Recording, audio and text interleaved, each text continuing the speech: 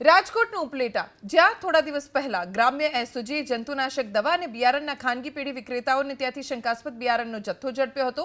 શંકાસ્પદ બિયારણનો જથ્થો પકડાયા બાદ ખેતીવાડી વિભાગ એક્શનમાં આવ્યું। જિલ્લા ખેતીવાડી અધિકારીની ટીમે ધોરાજીમાં બિયારણ વિક્રેતાઓને ત્યાં તપાસ કરી। ધોરાજીમાં કુલ 6 જેટલી જંતુનાશક દવા અને બિયારણ વિક્રેતાઓને ત્યાં તપાસ થઈ। 6 દુકાનમાંથી બિયારણના નમૂના લઈ પરીક્ષણ માટે લેબમાં મોકલાયા। આજ રોજ ધોરાજી ખાતે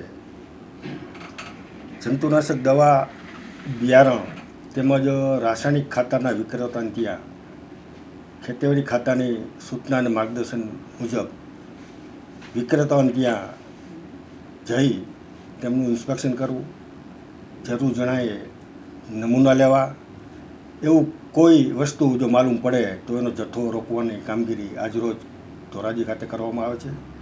અત્યારે 5 વિક્રેતાને ત્યાં મુલાકાત લીધેલ, 4 નમૂના લીધેલ છે। આનો મુખ્ય આશય કે હવે ચોમાસું સિઝન શરૂ થવામાં છે અને ખેડૂતો ખાતર તેમજ બિયારણની ખરીદી લગભગ બધા ખેડૂતો હવે શરૂ કરવામાં છે। એ જો કોઈ નિભાલ ના હોય તો તેમને પણ નોટિસ ઇસ્યુ કરી અને 10 દિવસમાં આનો નિકાલ કરવાની પણ અત્રેથી અમારા તરફથી લેખિતમાં એને સૂચના પણ આપવામાં આવે।